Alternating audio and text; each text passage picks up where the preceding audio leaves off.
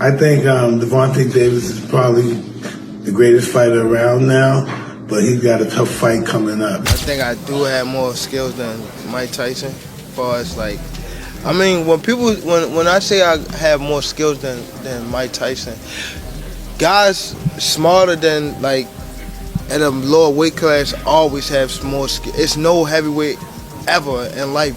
You're the boxer, and he's the puncher. It depends on how I'm feeling that night. Depends on how you're feeling going into the fight. How you feeling today? I'm feeling like Mike Tyson. Gervonta Davis went wild as news broke that Mike Tyson had joined Lamont Roach's camp for their highly anticipated rematch. The announcement clearly struck a nerve with Davis, who voiced his frustration over being constantly compared to Tyson. "I got that power of punching. I've got more skills than Mike Tyson, facts is facts." Davis, unable to hold back his emotions, boiled over as he questioned why people fail to acknowledge his superior skills, making it clear that he feels underestimated. Davis adamantly rejected the comparison, saying, "I'm not a little Mike Tyson," asserting that he's carving out his own legacy in the sport. While Tyson's legacy looms large in the boxing world, Gervonta believes it's time to shift the focus. He's tired of being seen as a mere echo of Tyson's greatness and wants to make it known that his skill set and fighting style are far beyond what the boxing world might assume. With the rematch approaching, Gervonta is ready to show that he's not just following in Tyson's footsteps, but paving his own path. His frustration is palpable, and he's eager to prove that he's on a completely different level. Davis didn't hold back when expressing his disapproval of Mike Tyson's decision to fight Jake Paul, calling it a stain on Tyson's legendary career. Who told Mike Tyson to fight anyway? Davis questioned, clearly frustrated by the move, expressed disbelief that Tyson, one of the greatest boxers of all time, would step into the ring with a celebrity like Jake Paul, who has no professional boxing pedigree. Davis went on to say that Tyson's decision to take the fight tarnished his legacy. For Gervonta, Tyson's reputation as a fighter should remain untouched by such controversial bouts, and this move only diminished the respect he commands in the boxing world. Gervonta's strong words reflect his belief in protecting the integrity of the sport and the fighters. If you liked this video, please subscribe, punch Vista, and click the bell icon for more latest and interesting videos. Following the Tyson fight, tell us, exactly why, expound on that. Because why would he even want to fight him? And who told Mike Tyson to fight anyway? Do you think that it might have tarnished Mike's legacy in a way? Yeah. They did. They definitely did. Who truly define it. He's upset that Tyson, a living legend, would risk his legacy for a spectacle. When Mike Tyson was asked if Gervonta Tank Davis reminded him of himself, given the many comparisons fans and analysts have drawn between the two, Tyson responded with a lighthearted laugh. "I don't know. Just maybe getting in trouble with the law," Tyson said, dismissing any connection between their boxing styles or approaches.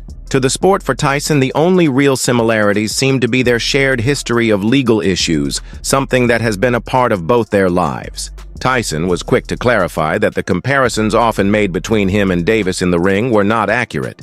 He made it clear that while both have had their share of personal struggles, their boxing styles are vastly different. Tyson denied that. Davis's approach to the sport mirrored his own in any meaningful way, pointing out that while he has a unique, explosive fighting style, Gervonta's technique is entirely his own. Tyson's comments underline a broader perspective about legacy. While he acknowledges the parallels in their personal lives, he insists that Gervonta Davis is his own fighter with a future that belongs to him. Tyson seemed to appreciate Davis's talent, but made it clear that the comparisons are misplaced when it comes to boxing, emphasizing that no two fighters are the same, regardless of their personal journeys outside their ring. Davis, a lot of people say he reminds you of them. Does he remind you of yourself? I don't know. I don't know. Maybe just getting in trouble with the law. Other than that, no. People have started comparing the first fight between Lamont Roach and Gervonta Davis to the famous matchup between Mike Tyson and Evander Holyfield. The parallels between these two fights are intriguing, especially considering that both scenarios involved a heavily favored fighter facing an opponent who was seen as too small or underdog-like, just like Tyson was considered a destroyer, an unstoppable force in his prime. Tank Davis was widely believed to be the bigger, stronger fighter heading into his first encounter with Roach, however. Much like Tyson's shocking loss to Buster Douglas, Tank faced unexpected challenges in his bout with Roach, which left fans and analysts questioning his dominance in the Tyson versus Holyfield fight. Holyfield was viewed as a significant underdog, yet he managed to frustrate Tyson in ways no one expected. Holyfield withstood Tyson's powerful punches, and the fight ultimately turned the tide, giving Holyfield the victory. Similarly, in the Roach versus Tank fight, Roach frustrated Tank, showing a level of resilience that few thought he had. Roach didn't get the win, but he made Tank look uncomfortable, something that had never happened before. Tank was hit with clean punches, but he never seemed to truly hurt. Roach, much like Tyson, never fully hurt. Face off against one another. One guy was a massive favorite, had taken a loss, and was seen to be too small, right? And I'm talking about Evander Holyfield versus Iron Mike Tyson. Iron Mike Tyson and Evander Holyfield was a major fight. A major fight. But Iron Mike Tyson was viewed as a destroyer. Okay? He was the baddest man on the planet. He was indestructible. The fact that he lost to James Buster Douglas was an anomaly because Mike Tyson wasn't focused and he overlooked. Both fights highlight the mental and physical toughness of the underdogs, just like Holyfield's victory over Tyson Roach's performance against Tank has sparked debates about what these fighters are truly capable of when they face adversity. The similarities between these two legendary matchups make the rematch even more intriguing. Now, Lamont Roach didn't get the victory, but he frustrated Tank Davis, and we never seen Tank Davis look like that in the fight. He hit him with a shoulder bar. He tried to bite him at one point in time in the 6th round. He took a ill-advised knee and didn't get counted in the 9th round, right? A lot of things took place. He never truly hurt Lamont Roach, hit him with good, clean punches, but never got hurt. Lamont Roach ate the punches, similar to Holyfield. As fans wonder if history will repeat itself when Showbiz the Adult mentioned that Lamont Roach has shared the technique to beat Tank Davis. He was referring to a unique insight into how to neutralize Davis's strengths in the ring. According to Showbiz, Roach possesses an in-depth understanding of Tank's fighting style that few others know, which could be the key to overcoming the powerful and elusive fighter. He emphasized that Tank is exceptional at controlling distance, which is one of his main advantages in the ring. Davis excels at staying just out of reach of his opponents, using his footwork and timing to land powerful punches while staying protected. The comparison to Mike Tyson is especially notable. Tyson, like Tank, was known for his knockout power, but Tyson's strength was most effective at mid-range. When opponents got too close to Tyson, he struggled to land his signature punches effectively. The Adult pointed out that this is a potential vulnerability Tank shares with Tyson. If an opponent can close the distance and avoid Tank's reach, it could limit his ability to deliver his usual devastating blows. What Showbiz is suggesting is that Lamont Roach has discovered this crucial aspect of Tank's game, his reliance on distance, and has developed strategies to exploit it. Roach's knowledge of how to break down Tank's approach could make all the difference in a potential showdown. By closing the gap and avoiding the longer-range punches, Roach might be able to neutralize Tank's power and force him into a more uncomfortable position. Just as Tyson was forced to adapt when opponents got too close, this technique according to Showbiz, is something only Roach knows in its full detail, and it could be the key to defeating one of boxing's brightest stars. This is a secret Lamont Roach knows. Tank can go get you if you're running away, because Tank is very good at knowing the distance where he has most leverage on his punches. If you think about Mike Tyson is strange to say, but he wasn't great with his power when he was very close on the inside. Mike Tyson was a mid-range puncher. That's why Mike Tyson could go in from a distance and step in and knock you out. But when y'all close, Mike Tyson didn't really have all his power in there. Neither does Tank. So if you're backing up, Tank can go get you. Other than that, Tank has to counter you. That's how Tank knocked out Roddy. That's how Tank knocked out Ryan Garcia. That's how Tank hurt Mario Barrios and started that shit, that snowball. That's how Tank knocked out Leo Santa Cruz. That's why Tank talks so much.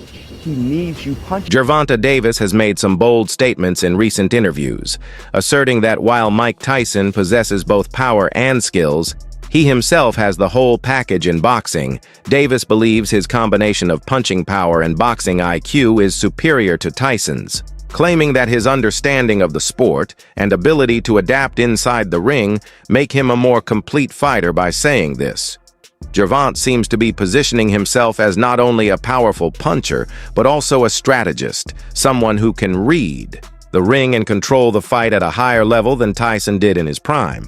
However, Gervonta's comments raise questions about what exactly he's trying to prove. Mike Tyson is widely regarded as one of the most fearsome and skilled boxers in history, with an unparalleled combination of speed, power, and ferocity that revolutionized the heavyweight division. Tyson's legacy is built on his dominance during the late 1980s and his ability to intimidate opponents before they even stepped into the ring. For someone like Davis, still in the prime of his career, to claim that he surpasses Tyson in terms of boxing IQ and overall skill can be seen as both a bold challenge and a controversial assertion by downplaying Tyson's accomplishments and focusing on his own abilities. Davis might be trying to elevate his own status in the eyes of boxing fans. It's possible that he wants to distance himself from the comparisons to Tyson and carve out his own legacy as a fighter who can do it all. However, this also risks coming off as disrespectful to a man who has cemented his place in boxing history as a true legend. Do you feel like you're the mini Mike Tyson? Nah. So he knocked people out real quick. You knock people out real quick. Yeah, but I can knock you out like... So you saying that you can knock him out faster than Mike Tyson, probably, if it was a challenge? No, I'm not saying that. I'm saying like, Mike Tyson got power and skills. I feel as though like I have like the whole package. Like I have, Mike Tyson don't have, like, you know? I think so. So, what's your message to Brandon? Who? Brandon. What Brandon? I don't know. Brandon is the nigga that whooped my ass. If you could say something to him real quick. When we catch you, Brandon, we gonna get up with you. There has been a lot of talk lately about the similarities between Mike Tyson and Gervonta Davis, with many people drawing comparisons between the two. However, with Tyson reportedly helping Lamont Roach in his camp for the highly anticipated rematch with Tank, this development could give Roach a significant advantage. Tyson's experience and insight into the ring could prove valuable, offering Roach strategies to counter Tank's strengths. Tyson's legendary status as a boxer makes his involvement in Roach's camp a game-changer, potentially giving Roach the edge he needs in the rematch. According to Showbiz, the adult Tank is likely playing mind games with Roach, trying to confuse him ahead of the fight. Tank's confidence and psychological tactics are known, and this could be an attempt to unsettle Roach before the rematch even takes place. Showbiz suggests that Tank is trying to get into Roach's head, creating doubt and uncertainty about the upcoming battle. This psychological warfare could be just as important as physical preparation, as Tank looks to gain every possible advantage before stepping into the ring with Lamont Roach for what promises to be an intense. Lamont is signed and ready to go for the rematch, correct? Y'all Tank play so many head games, it's not even funny. Let me tell you something, bro. Lamont Roach has never been this big of a fighter before. Everyone knows Lamont Roach now. So he could be reaping the benefits of just enjoying his status of having that draw with Tank, while Tank is the one with the eye of the tiger. Tank is probably in the gym training his ass off. And then sign the contract like, all right, we got to fight when? June. Oh, shit! Let's hurry up and dash your ass. Sugar Ray Leonard did that to Roberto Duran. Duran was told that he had a fight in a couple weeks. And he was like, dude, I'm 190 pounds in Panama. Which is why Roberto Duran was out of shape in the No Mas fight and was like, no mas. So Tank could be over there working, sign the contract in 3 weeks. And all of a sudden, Lamont Roach got to put a training camp together. Rematch Lamont Roach has proven himself to be a formidable opponent with the potential to give Tank Davis a tough challenge. In their previous encounter, Roach pushed Tank to the limit, even forcing him to take a knee at one point. This moment showed Roach's ability to make Tank uncomfortable and disrupt his rhythm, proving that he has what it takes to compete at the highest level.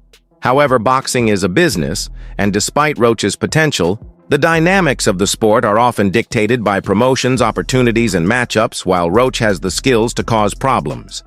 For Tank, the business side of boxing plays a significant role in shaping who gets to fight for titles and big payouts. Roach's strong performance in their first meeting earned him respect, but it's the politics of the sport that often determine who gets the next shot, regardless of potential.